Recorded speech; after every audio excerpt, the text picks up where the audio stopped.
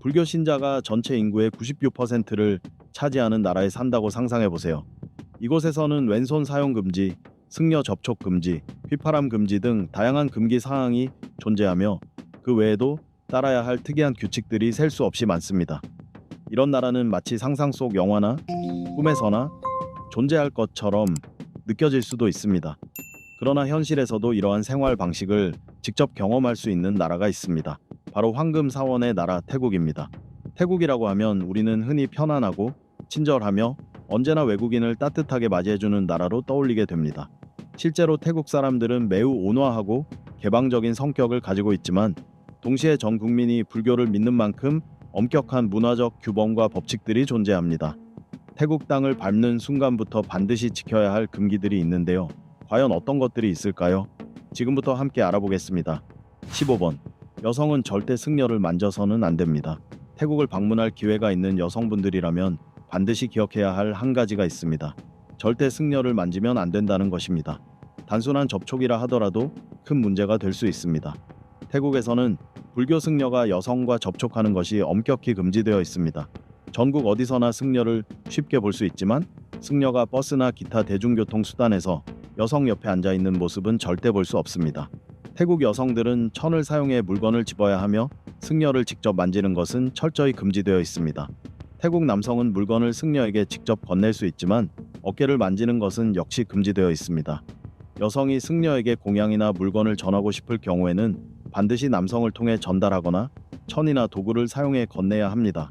또한 남녀를 불문하고 태국에서는 승려의 그림자를 밟는 것조차 금기시됩니다. 태국을 방문하려는 사람이라면 누구나 꼭 알고 있어야 할 중요한 문화적 규범입니다. 14번. 발 사용에 주의하세요. 우리 중 많은 사람들이 발로 문을 열거나 때때로 실내에서도 신발을 신는 습관이 있습니다. 하지만 태국에 머무는 동안에는 이러한 행동을 반드시 멈춰야만 도영부모해야 합니다. 단순한 행동 하나로도 국가에서 추방당할 수 있기 때문입니다. 태국 문화에서 발은 신체 부위 중 가장 낮고 청결하지 못한 것으로 여겨집니다. 따라서 다른 사람을 향해 발을 뻗거나 발로 문을 밀거나 특히 발을 책상 위에 올리는 행위는 금기 중 하나입니다. 태국 전역에서는 집이나 사원에 들어가기 전에 반드시 신발을 벗어야 하며 실내로 가지고 들어와서는 안 됩니다. 또한 신발을 문 앞에 아무렇게나 흩어져 놓는 것도 보기 좋지 않기 때문에 주의가 필요합니다. 깔끔하게 정돈된 신발은 손님의 예의와 품격을 나타내는 것으로 여겨집니다. 정중한 태도를 보이세요. 그렇지 않으면 예절 없는 사람들에게 따로 마련된 특별한 대우를 받게 될 수도 있습니다. 13번. 다른 사람의 머리를 만지지 마세요.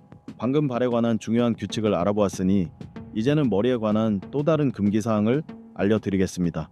태국 사람들에게 머리는 신체 중 가장 신성하고 중요한 부위로 여겨집니다. 따라서 누군가의 머리를 만지는 행위는 매우 심각한 무례로 간주됩니다. 이는 태국에서 타인에게 큰 불쾌감을 주고 모욕적으로 여겨질 수 있는 대표적인 금기입니다. 특히 아이들의 머리를 만지는 것은 더욱 조심해야 합니다. 태국에서는 부모만이 아이의 머리를 만질 수 있는 권한이 있다고 여겨지기 때문입니다. 만약 실수로 태국인의 머리를 만졌다면 반드시 진심 어린 사과를 해야 용서를 받을 수 있습니다. 또한 태국 사람들은 낯선 이의 접촉을 좋아하지 않습니다. 그들은 낯선 사람의 손길을 본능적으로 피하며 악수보다는 두 손을 모아 인사하는 Y와 함께 정중한 미소로 인사를 주고받는 것을 선호합니다. 감사를 표현할 때도 껴안거나 악수하는 대신 Y 인사와 함께 공손한 미소를 짓는 것이 좋습니다. 누군가에게 사과를 해야 할 때는 고개를 숙이며 Y 인사를 하는 것이 훨씬 더 예의 있는 행동입니다. 12번. 왕과 왕실에 대해 언급하지 마세요. 혹시 몰랐다면 태국은 여전히 군주제 국가입니다. 왕과 왕실이 존재하며 태국의 왕은 정치적, 문화적으로 매우 중요한 역할을 맡고 있습니다. 태국 국민들은 왕을 깊이 존경하고 사랑하기 때문에 왕실이나 군주를 비방하거나 불경스럽게 대하는 모든 행동은 금기시됩니다. 만약 왕이나 왕실에 대해 무례한 행동을 한다면 체포되거나 정부의 규정에 따라 처벌을 받을 수 있습니다. 어디에 있든 태국의 왕에 대한 존경을 반드시 표현해야 합니다. 왕이나 왕실에 관한 대화를 어떤 상황에서도 삼가야 합니다. 영화관에서는 상영 전에 왕에 관한 짧은 영상이 나오는데 이때는 주변 사람들이 일어설 때 함께 일어나 예를 표해야 합니다. 또한 태국 집회에는 왕의 얼굴이 인쇄되어 있기 때문에 절대 밟거나 무례하게 다뤄서는 안 됩니다. 11번. 부적의 나라. 제가 태국에 갔을 때 정말 놀란 점이 있습니다. 바로 부적이 온 사방에 있다는 것입니다. 택시 버스는 물론이고 기업의 로고나 사무실 안에도 행운과 안전을 기원하는 부적이 놓여 있었습니다. 기업 이미지에 민감한 회사들도 예외 없이 부적을 눈에 띄는 곳에 두고 있더군요. 태국의 부적은 크게 네 가지로 나뉩니다. 첫 번째는 자연에서 발견되는 특이한 돌로 만든 운명 부적입니다. 두 번째는 신이나 부처의 작은 조각상으로 개인이나 가족을 보호하기 위한 것입니다. 세 번째는 팔리어 주문이 새겨진 문신이나 부적이며 이는 운명 부적보다 강력하다고 여겨집니다. 마지막으로는 퇴마를 위해 사용하는 식물의 뿌리가 있습니다. 앞서 말했듯이 태국 사람들에게 무례한 말을 하지 마세요. 부적을 이용하나 저주를 받을 수도 있으니까요. 과학적으로 그 효과가 입증된 것은 아니지만 태국 부적의 힘을 절대 과소평가해서는 안 됩니다. 실제로 많은 관광객들이 이러한 마법적 행위로 인해 정신적 문제를 겪거나 사고를 당하고 심지어 갑작스러운 죽음을 맞이하기도 했습니다. 현지인들은 부적을 통해 못할 것이 없다고 말합니다. 물론 해로운 부적이 널리 퍼져 있는 것은 아닙니다. 태국에서는 대부분의 부적이 행운과 건강을 빌기 위한 목적으로 사용됩니다. 만약 삶에서 해결되지 않는 문제를 겪고 있다면 태국에 가서 부적을 구입해보는 것도 한 가지 방법일 수 있습니다. 태국에는 부적을 위한 시장도 따로 있습니다. 인구가 거의 7천만 명에 달하는 태국에서는 해마다 약 20억 바트, 우리 돈으로 약 6억 40만 달러가 부적 관련 활동에 쓰입니다. 그러니 방콕에 타프라찬이라는 전문 부적 시장이 있는 것도 이상한 일이 아닙니다. 이 시장은 주중 내내 아침부터 저녁까지 운영되며 늘 붐빕니다. 이곳을 방문하게 된다면 구매 시 흥정을 하지 않는 것이 예의라는 점도 꼭 기억해 두세요. 10번. 트랜스젠더들의 천국. 여기엔 다소 모순이 있습니다. 태국은 불교를 중심으로 한 전통적인 동양 문화권에 속한 나라입니다. 그런데도 이상하게도 이 나라는 성소수자들에게는 천국 같은 곳입니다. 단지 성전환 수술만 해도 매년 200만 명의 관광객이 태국을 찾습니다. 저렴한 비용, 최첨단 수술 기술, 그리고 뛰어난 의료진 덕분에 태국은 트랜스젠더들에게 이상적인 장소가 된 것입니다. 태국이 트랜스젠더 분야에서 다른 나라들을 앞서는 이유는 상대적으로 낮은 의료비, 현대적인 수술 기법, 그리고 개방적인 사회 분위기 때문입니다. 2000년대 초반부터 태국 정부는 의료 관광을 경제 발전의 기회로 보고 적극 장려해 왔습니다. 2017년에는 의료 관광을 통해 연간 약 6억 달러의 수익을 올렸고 이는 세계에서 5번째로 높은 수치입니다. 대부분의 나라에서 성전환 수술은 여전히 낯선 개념이지만 태국 사회는 제3의 성에 대해 긍정적인 태도를 가지고 있기 때문에 이 산업이 빠르게 성장할 수 있었던 것입니다.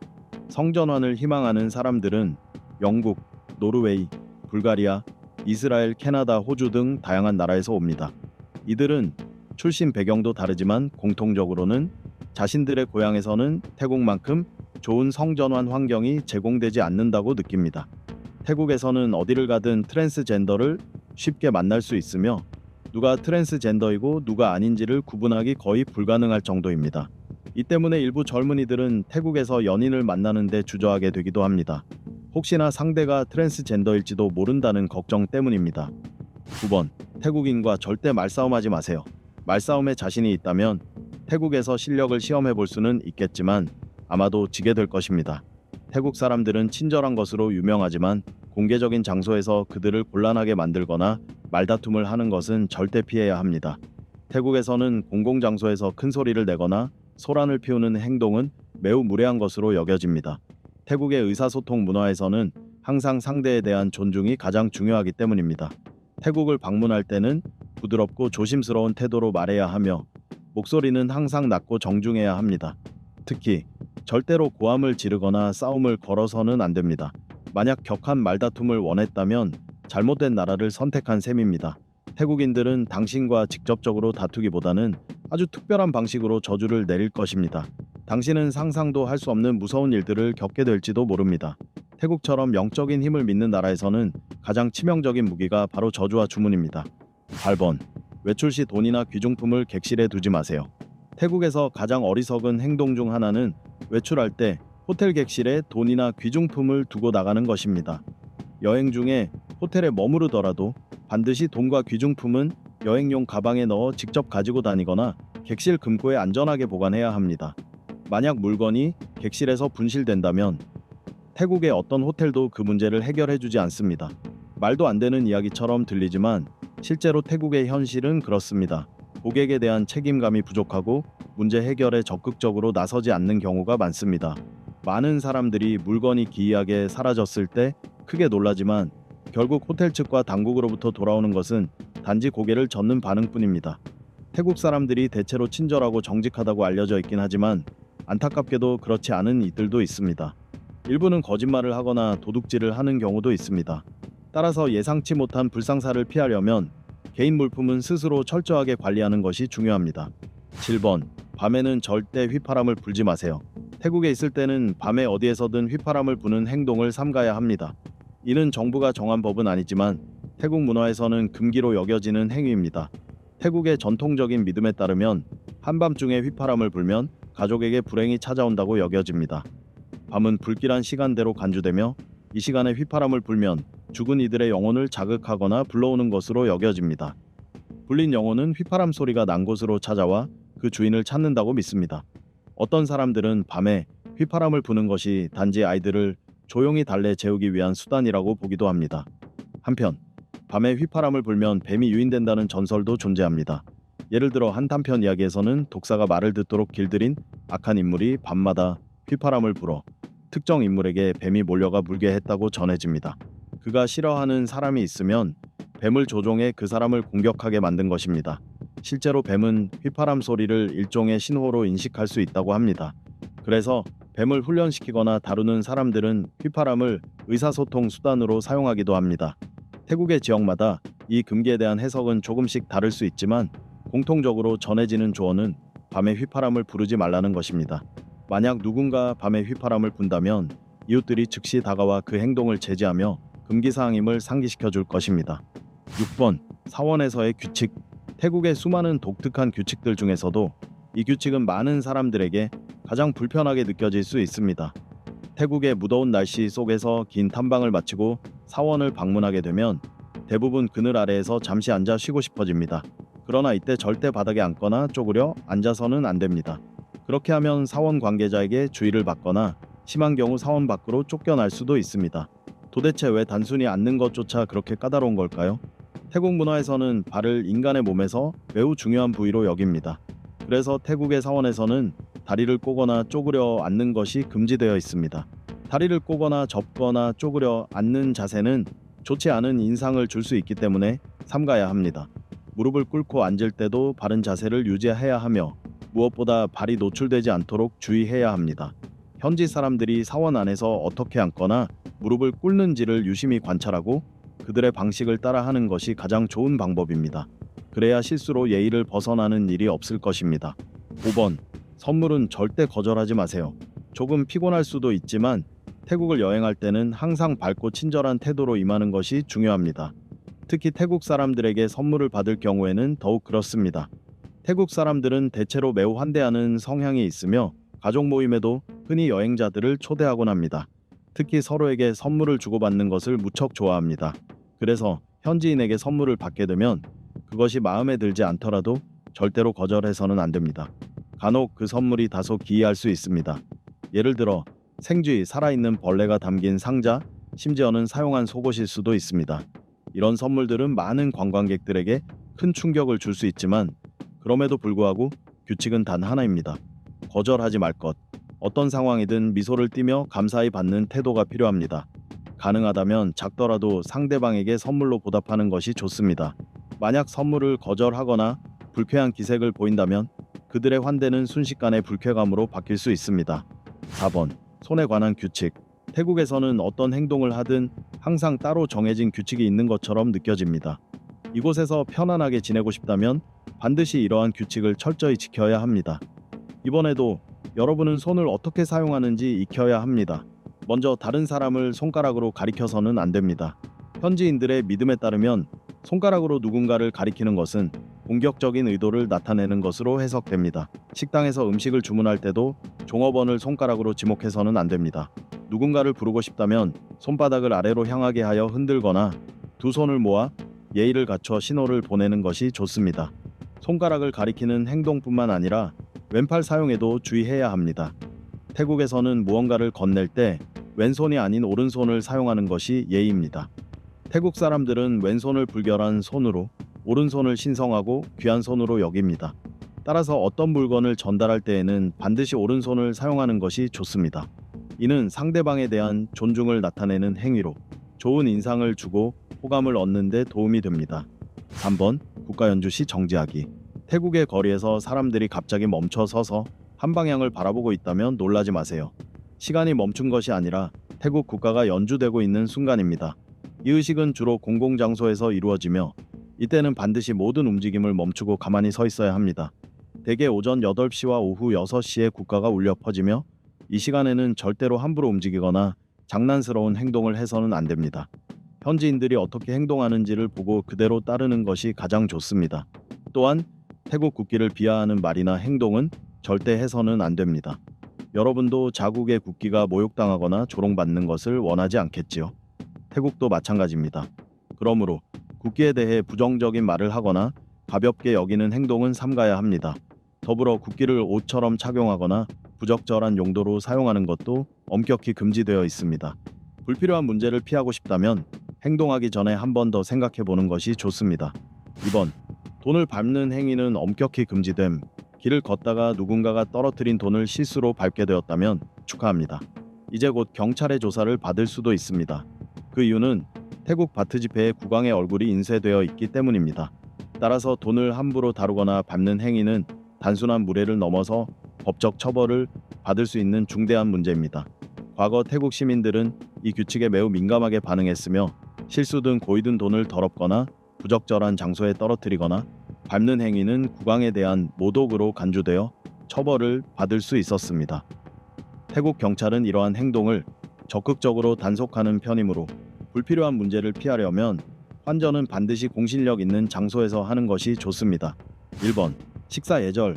태국에서는 다양한 이국적인 음식과 맛있는 요리를 경험하게 되지만 식사 전에 반드시 알아두어야 할 중요한 예절이 있습니다.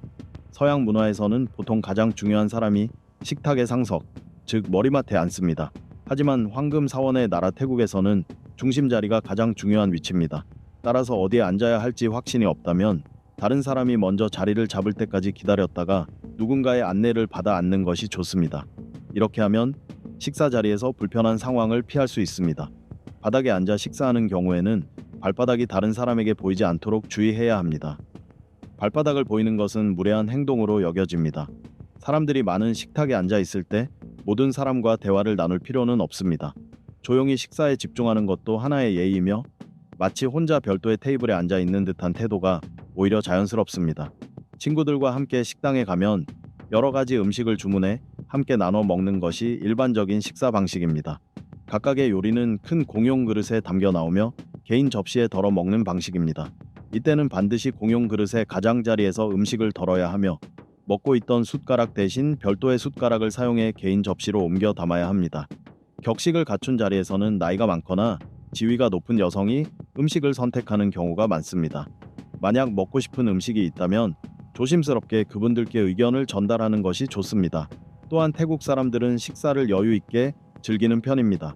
특히 저녁 식사는 가족이나 친구들과 함께 어울리며 대화를 나누는 소중한 시간으로 여깁니다.